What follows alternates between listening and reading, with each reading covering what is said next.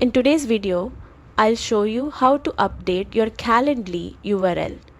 Perfect for a more personalized link that reflects your brand or makes sharing easier. Don't forget to like and subscribe for more productivity tips. Start by going to the Calendly homepage and locating your profile icon at the top right corner. Click on it to open the drop-down menu and select My Link. This is where you can customize your scheduling URL. Once on the My Link page, type in your desired URL. Keep it simple, relevant, and professional. Using your name or business name is a smart way to make it easy for clients or colleagues to remember. Double check your spelling to avoid typos that could make your link hard to find. When you're happy with your new URL, click the Save Changes button to update it. Your personalized link is now ready to share.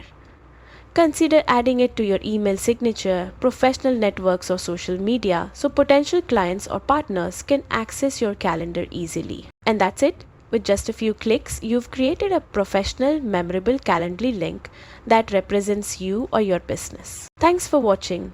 Like, share, and subscribe for more tips to make scheduling and productivity effortless.